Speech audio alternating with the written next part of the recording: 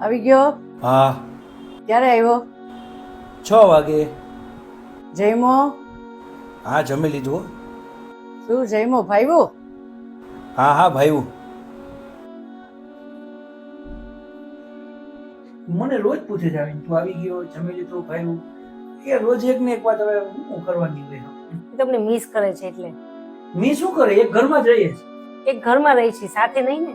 હા. મમ્મી મને ઘણી વાર કીધા કે તમે નાના હતા ને તો તમે એને બહુ હેરાન કરતા, બહુ બદમાશી કરતા. પાથરેલું હોય ને હવાલા રાતના સુવા માટે બધાયનું તો તમે એ વીખી નાખતા, ઓઢવાના બધાયને ખોઈ નાખતા, ત્યાં કાયણા પાછળ ઓલા ટંકમાં ને એમ બધું નાખી દેતા. મમ્મી કપડાં ધોવા બેઠા હોય ને તો એનો સાબુ તમે લઈને ટાંકામાં નાખી આવતા. ઈ નાવાની ડોલ ભરીને બેસતા તો એ ડોલી તમે હંતાડી દેતા. ક્યાંક નાવા જેવા જાય ટુવાલ ઓલો લટકાવેલો હોય તો ટુવાલ તમે ફેંકી આવતા. કેટલી રીતે તમે, અને મમ્મીને પેટ પકડીને તમે એને હસાવતા. અને જયારે મમ્મી બેઠા હોય ને તો તમે વાંકા ચોકા મોઢા કરી અને તમે એને હસાવતા. શાક લેવા જાય તો તમે એને ખેલી ખેંચીને ભાગી જતા. અને હુતા હુતા અડધી રાતે તમે ઉઠી અને એને કહેતા મમ્મી મને ગોળ પાપડી કરી દે ને, તો તમને અડધી રાતે એ તમને ગોળ પાપડી કરવા ફટ દઈને ઉભા થઈને કરી દેતા. એ કોઈ દિવસ ઓલું નથી કર્યું એમાં મમ્મી. આ બધું મમ્મી મિસ કરે છે. ના ના એવું નથી, પણ હવે સંજોગ ફરી ગયા છે અત્યારે. હા, સંજોગ તો ફરી જ ગયા છે ને. ત્યારે ઈ જેટલી ઉંમરના હતા ને, તમે અત્યારે ઈ ઉંમરના છો. ત્યારે જે તમારો સ્વભાવ હતો ને, અત્યારે એનો ઈ સ્વભાવ છે.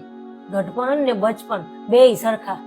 આ ઘરના બુઢિયાઓ છે ને, ઈ બહારનું પંજાબી ચાઇનીઝ ને એવું ન ભાવે ને. એને તો તમે એની પાસે 10 મિનિટ બેહો ને મીઠી મીઠી વાત કરો ને, ઈ એને ચાઇનીઝ પંજાબી માને.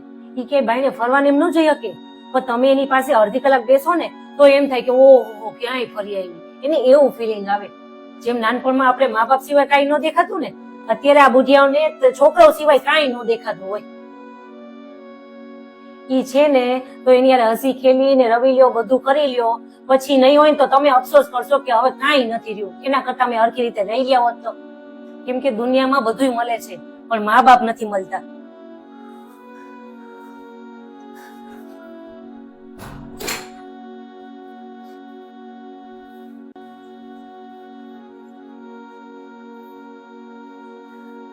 આજે જમવામાં મજા ના આવી. કેમ? ખબર નહીં. ઓલી ગોળ પાપડી કરી દઈશ પાછી પેલા. હા હા હાલ બનાવી દઉં, સુંદર એકદમ સરસ બનાવી દઉં.